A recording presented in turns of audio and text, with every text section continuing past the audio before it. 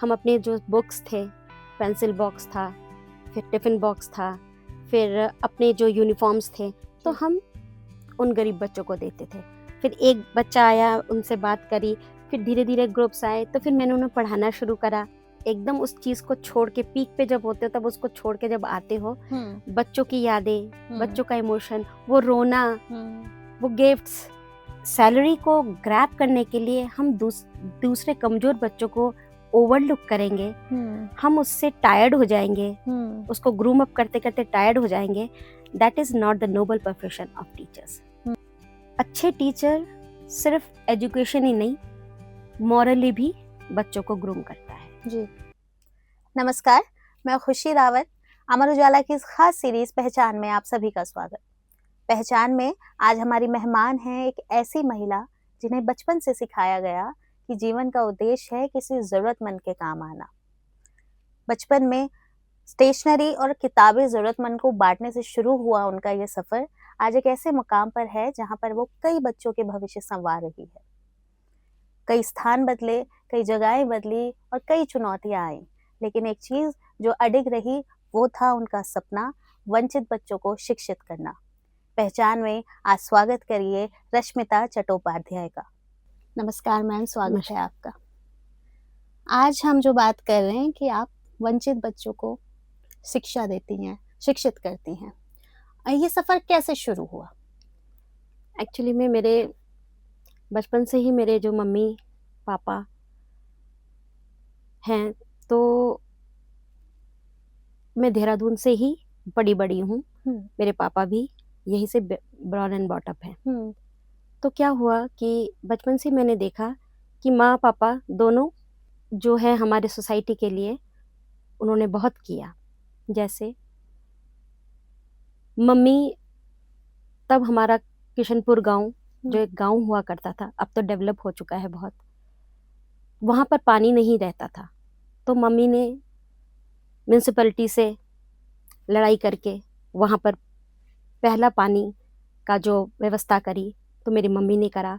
मेरे पापा ने बहुत कुछ सोसाइटी के लिए करा, जैसे 15 अगस्त 26 जनवरी का बड़े बड़े टूर्नामेंट कराना। तब के ज़माने में बहुत हाई जी परे थी, ये थिंकिंग किसी की थी नहीं। फिर लाइब्रेरी बनाना गांव में ताकि बच्चे लोग पढ़ सकें। तो ये सब फिर जो भी ज़रूरतमंद थे, मतलब जिनकी बेटियों की शादी नहीं होती थी, उनकी शादी करवाना।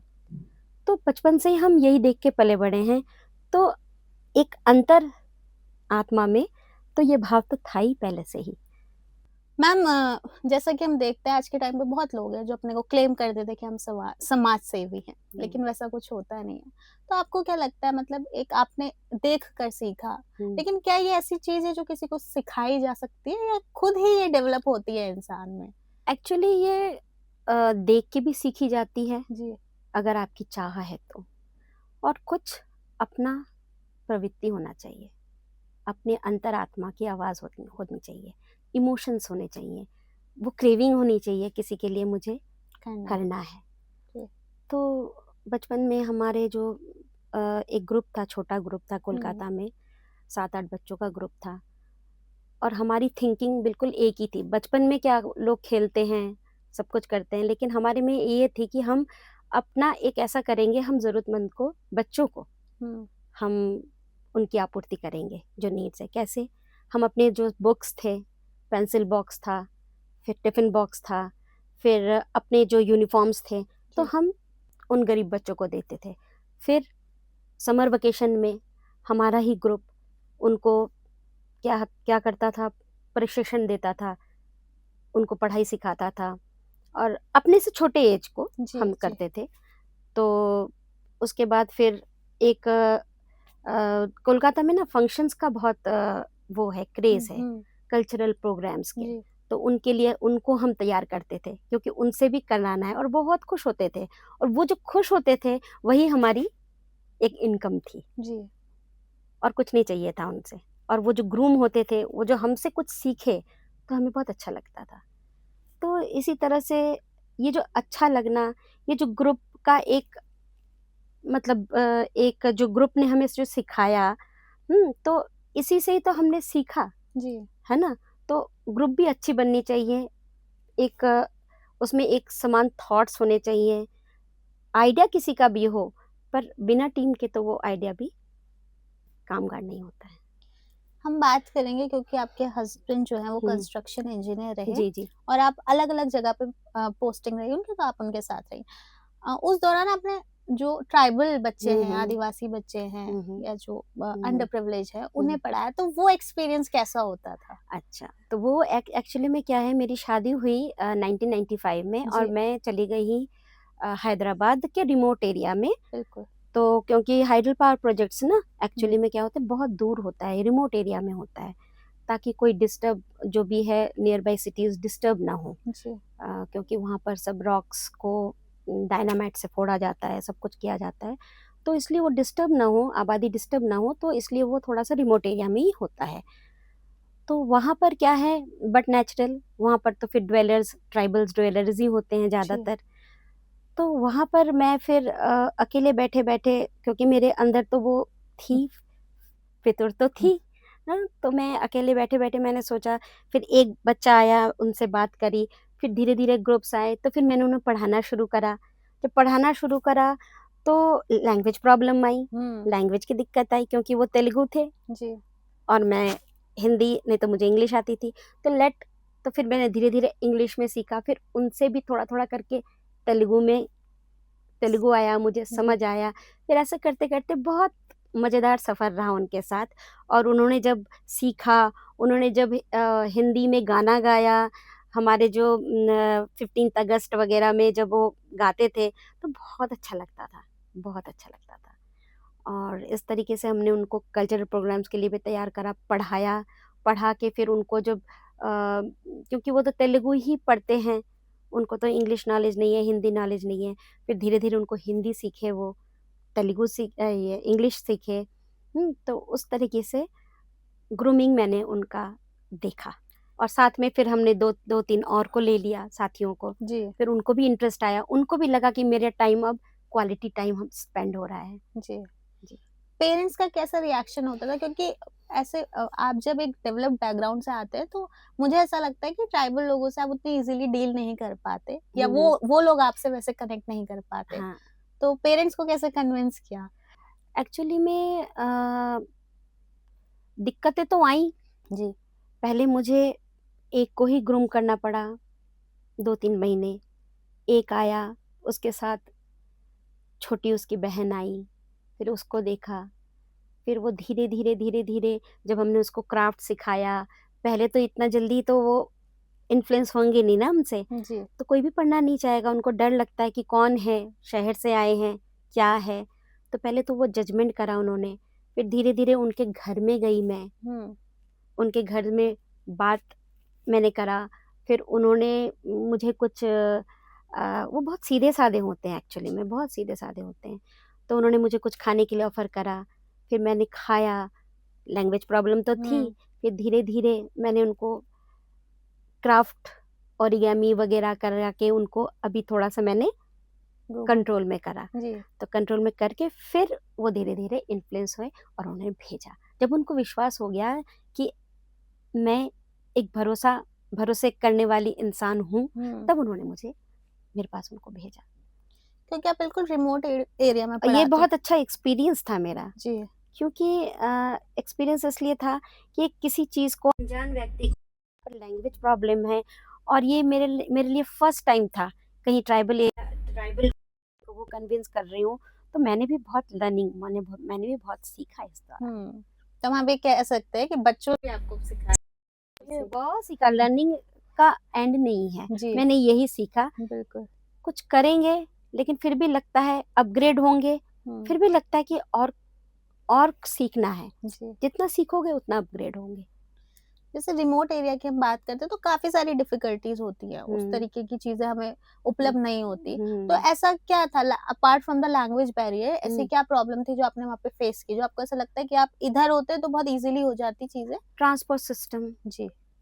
ट्रांसपोर्ट सिस्टम हुँ, फिर क्योंकि वो पहाड़ी एरिया है, हुँ, वहाँ पर रात के वक़्त बिल्कुल भी मतलब शाम के 6 बजे तो कोई भी नहीं निकलता है। जी, है ना, जो भी करना है पहले पहले ही करना है, और वो लोग भी सो जाते हैं जल्दी, क्योंकि दिन छिपते ही कहीं पर भी मतलब क्योंकि हम हाइड्रो पावर इलेक्ट्रिक प्रोजेक्ट्स में थे, तो हम ही बिजली पैदा कर रहे थे उनके लिए जी। तो वहाँ पर वो भी उसकी फैसिलिटी भी नहीं थी। हाँ। तो हमारा ही एरिया चमकता था क्योंकि हमारे पास जनरेटर था। तो ये दिक्कतें तो थी कि वो मुझे अपना वो करने के बाद भी जो मेरा थोड़ा सा 6 o'clock के बाद जो टाइम मिलता था वो मैं उनके साथ यूटिलाइज कर सकती थी, यहाँ पर होता तो कर सकती थी। जी। हम महाराष्ट्र का आपका एक्सपीरियंस जानना चाहेंगे। हाँ। इसके बाद आप महाराष्ट्र में पोस्टिंग हुई सर की और जी। आपने वहाँ पर भी सेम कंटिन्यू रखा। करा। तो कभी ऐसा नहीं होता कि प्लेस टू प्लेस चेंज होती है, क्योंकि एक अटैचमेंट हो जाता है बिल्कुल वहाँ, बिल्कुल बिल्कुल। तो वो छोड़ना कितना मुश्किल होता है? बहुत मुश्किल होता है, क्योंकि वो जो इमोशंस बच्चों ने मुझे दिखाया वो छोड़ने के लिए राजी नहीं। तब के ज़माने में मोबाइल फ़ोन बहुत कम होते थे, तो उनके पास तो क्या ही होंगे, हमारे जी। पास ही थोड़ा बहुत था। 2000 की बात बोल रही हूँ। तो पता नहीं अब क्या कर रहे होंगे बच्चे, तो इमोशनल तो मैं अभी भी हूँ उनके लिए। जी। जानने की इच्छा होती है, और ये बहुत अजीब बात है कि एक बार प्रोजेक्ट्स खत्म होने के बाद फिर हमें वहाँ जाने का मौका नहीं मिलता। रिटर्न कभी नहीं मैं श्रीशैलम में गई हूँ, ना ही मैं चोंडे में गई हूँ, महाराष्ट्र में गई हूँ अभी तक, और ना ही मेरा गंगोत्री में जाना हुआ। तो वो कसक रह जाती है कसक रह जाती है। कभी आपने ट्राई किया रीच आउट करने का उन लोगों को? हाँ, ट्राई किया। मे बी हाँ। मेरा ये इच्छा है, दिली चाह है कि मैं जाऊंगी तो जरूर, जाऊंगी तो जरूर देखूंगी कि वहाँ पर वैसे क्या होता है ना कि प्रोजेक्ट्स होने के बाद, डैम होने के बाद वहाँ पर बहुत डेवलपमेंट आ जाता है, बहुत लोगों को रोजगार मिलता है। तो डेवलपमेंट तो पहले से बहुत ज्यादा हो गया होगा वहाँ पर। तो वो जो बहुत ज्यादा हुआ है वो कैसा हुआ है वो देखने की इच्छा तो है ही। और वो जो छोटे छोटे उनका घर कैसा बना, वो जो मतलब थोड़ा सा एक हट ड्वेलर्स ही थे, तो उनको वो किस तरीके से उनको मिला, वो देखने की इच्छा तो बहुत है मेरे को। जाऊंगी तो जरूर। आपने जब अंडर प्रिविलेज बच्चों को पढ़ाया है, या हम कहेंगे कि आदिवासी जो ट्राइबल बच्चों को पढ़ाया है, उनमें से कोई ऐसा किस्सा जो आपके संग रह गया हो, जो आप हमें बताना चाहे, बहुत करीब हो आपके दिल के और आपसे बिल्कुल कभी शायद आप भूल ना पाए उसे? ऐसा कोई बच्चा? एक बच्चा था वहां पर, मैंने पढ़ाया था उसको, और बाद में जब मुझे न्यूज़ आया तो वो बच्चा अब्रॉड जाने की प्लानिंग कर रहा था। उसको लगा कि मुझे पढ़ना, मेरे लिए जो पढ़ाई है बहुत वैल्यूबल है, और वो होपफुली वो जाना चाह रहा था जर्मन। जी। जर्मन जाना चाह रहा था। उसके बाद क्या हुआ कि आपको पता है कि ना कि मेरा जो कांटेक्ट नंबर था वहाँ पर, जो ऑफिस का नंबर था, तो वो मेरे फ़ोन से डिलीट हो गया, बिकॉज़ मेरा फ़ोन गुम हो चुका था। और नए सिम लेते हैं तो उसमें फिर ये फैसिलिटी नहीं थी। अभी तो है कि गूगल में ऐड हो जाता है, जी, जी। आपको फिर बैक नंबर मिल जाते हैं, लेकिन तब नहीं था। जी। तो वो मेरे से चला गया, और बहुत अच्छा बच्चा था। उसने मेरे को टीचर्स डे में उसने मेरे को पहला कार्ड, मैंने तो जस्ट एज अ टीचर मैंने उनको ग्रूम तो नहीं करा, लेकिन उसने मुझे टीचर का दर्जा दिया था। फर्स्ट उसने मेरे को जो पहला कार्ड आपको टीचर्स डे पे मिला वो दिया, उसी बच्चे ने उसी दिया? ने बच्चे ने दिया था जी। वो मेरे दिल के बहुत करीब था, और इतना स्वीट था, इतना अच्छा था बहुत। तो वो क्या कर रहा है जानने की बहुत इच्छा है। अभी जब आप देहरादून शिफ्ट हुए और देहरादून में भी आप पढ़ाते हैं, तो यहाँ पे कैसा एक्सपीरियंस है आपका? यहाँ तो सभी फैसिलिटीज हैं जी। उनकी तरह, बहुत डिफरेंस है यहाँ पर। जी। सभी है, शहर है। हमारे एक्चुअली में मेरा बच्चा था क्रिकेट में, तो उसके लिए बहुत मुसीबत होती थी, मतलब पढ़ाई, क्रिकेट के साथ साथ पढ़ाई करना, एक ट्यूशन्स का वो करना बहुत मुश्किल होता था उसके लिए। तो यही सोच के फिर हमने मातृछाया को शुरू करा था हम्म कि ऐसे बच्चे बहुत हैं जो क्रिकेट में हैं, हम्म जिनको सारा दिन ग्राउंड में ही करना पड़ता है, हाँ और फिर जब बैक आते हैं तो उनको ट्यूशन नहीं मिलता, क्योंकि 8 o'clock के बाद कोई भी ट्यूशन अवेलेबल नहीं होता। जी तो हम ऐसे बच्चों के लिए स्टैंड करना वो था, तो उसके चलते बहुत सारे बच्चे हमारे जो नीडी हैं वो भी आए, जी उनको भी हमने अफोर्ड किया फ्री ऑफ कॉस्ट। बिल्कुल मेरे जो सपोर्टर एसोसिएट्स हैं, टीचर्स हैं, उन्होंने भी मुझे बहुत सपोर्ट किया, जी कभी उनके लिए क्लेम नहीं करा कि हमें चाहिए। जी ये है हमारे में, ये है कि उनको बच्चों को पढ़ा के जो मिला वो खुशी मिली, जी सेल्फलेस सर्विस। क्योंकि आप अलग अलग जगह जाती रही पोस्टिंग की वजह से, तो मैं ये जानना चाहूंगी मैम, जब हम जीरो से कोई चीज शुरू करते हैं और फिर उसे हमें छोड़ना पड़े और फिर हम एक नई जगह मूव इन कर जाए और फिर हमें जीरो से शुरू करना पड़े, तो वो क्या डिफिकल्ट नहीं था कि फिर से एक बच्चे के पेरेंट को कन्विंस करना और फिर वो बिल्डअप करना पूरा माहौल?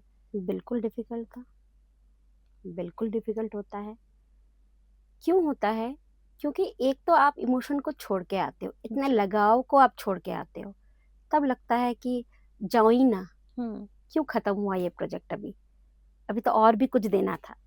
फिर वहां से आप एकदम उस चीज को छोड़ के, पीक पे जब होते हो तब उसको छोड़ के जब आते हो, बच्चों की यादें, बच्चों का इमोशन, वो रोना, वो गिफ्ट्स, चाहे वो पेपर पे लिख के ही वो क्यों ना दे रहे हो, तो छोड़ना बहुत मुश्किल होता है एक तो।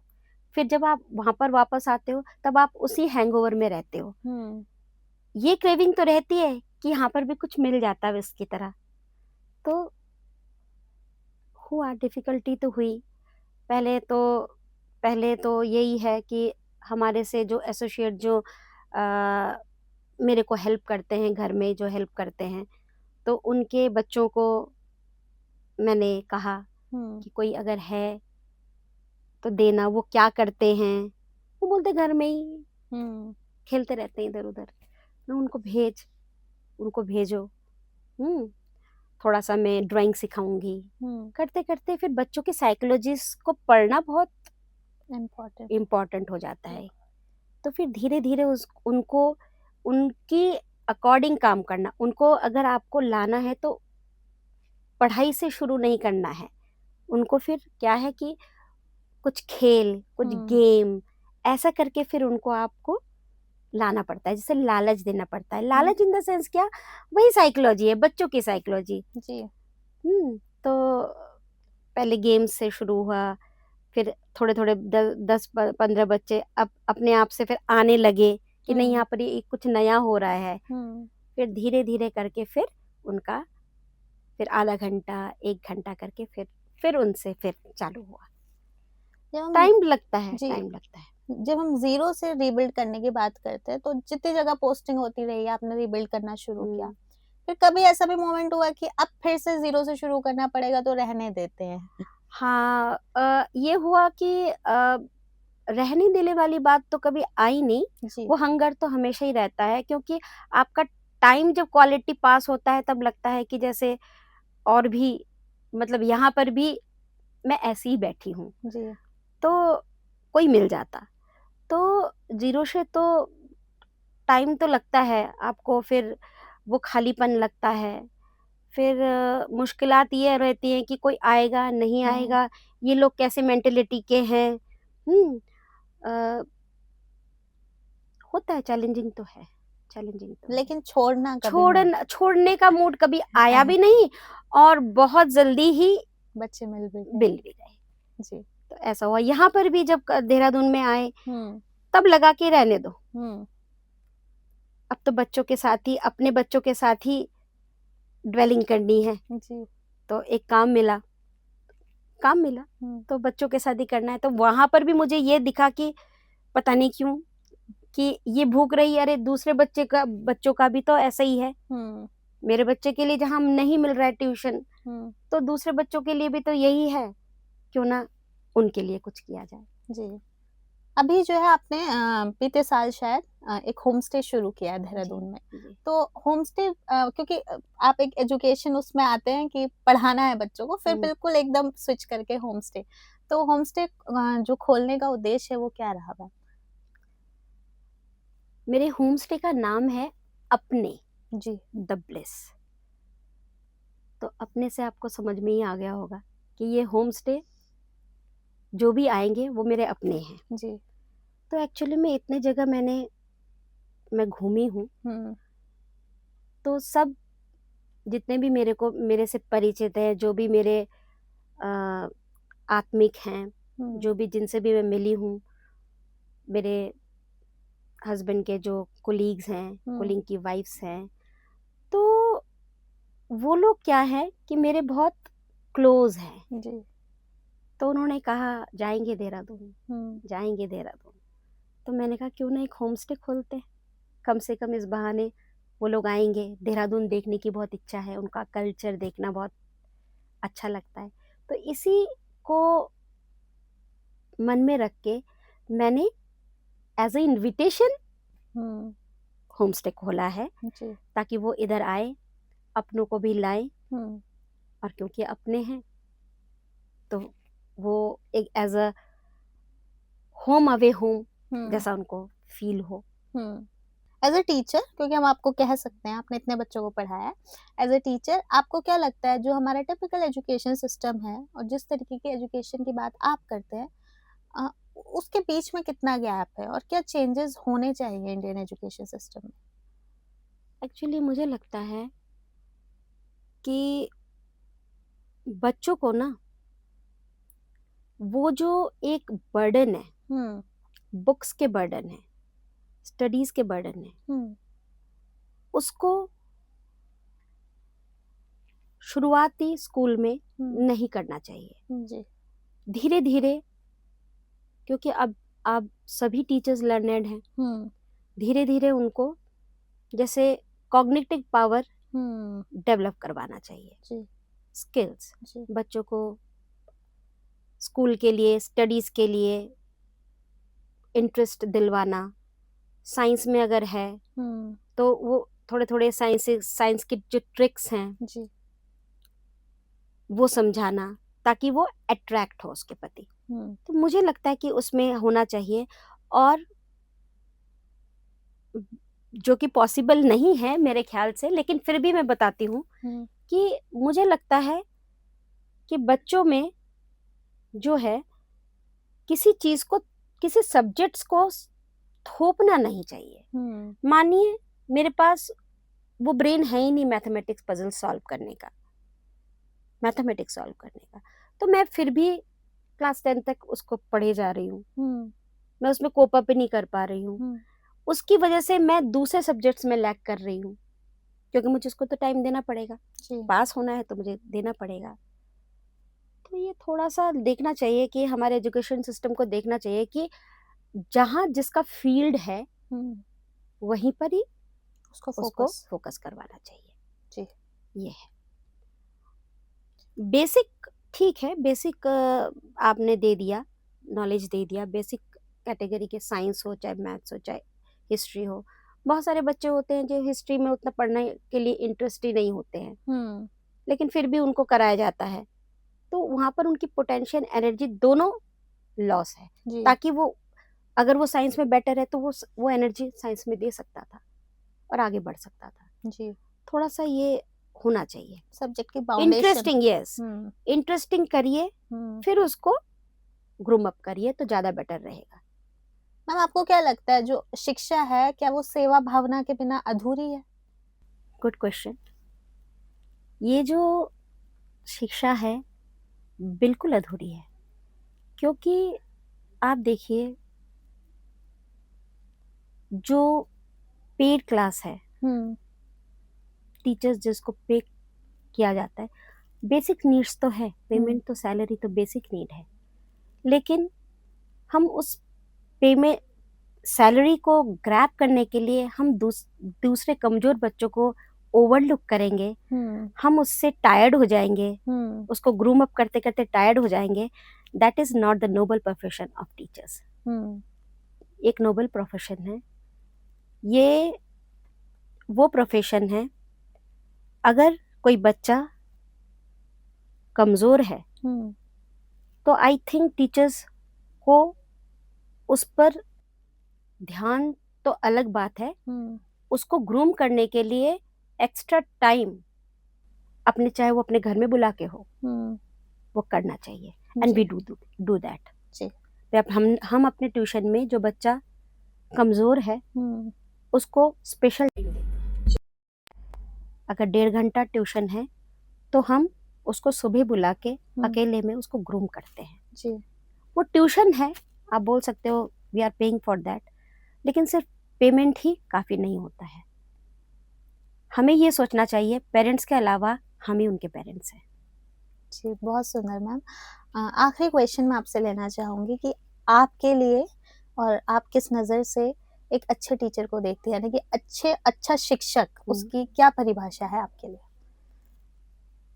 अच्छे टीचर सिर्फ एजुकेशन ही नहीं, मॉरली भी बच्चों को ग्रूम करता है जी। उससे हार्ट टू हार्ट कनेक्टेड रहता है। अच्छे शिक्षक वो होते हैं जो भी बच्चा आपसे कनेक्टेड हो, जो अच्छे शिक्षक हैं, वो बच्चा उनकी बातों को फॉलो करता है, फॉलो करेगा। एवं अगर बच्चा बदमाश भी है, बच्चा शैतान भी है, अगर उसमें आप चेंजेस ला सकते हो तो आप सोचो आप अच्छे शिक्षक हो। बहुत शुक्रिया मैम हमारे साथ। अगर आप ये वीडियो YouTube पर देख रहे हैं तो हमारे चैनल को सब्सक्राइब कर बेल आइकन दबाएं, और Facebook पर देख रहे हैं तो हमारे पेज को लाइक करें।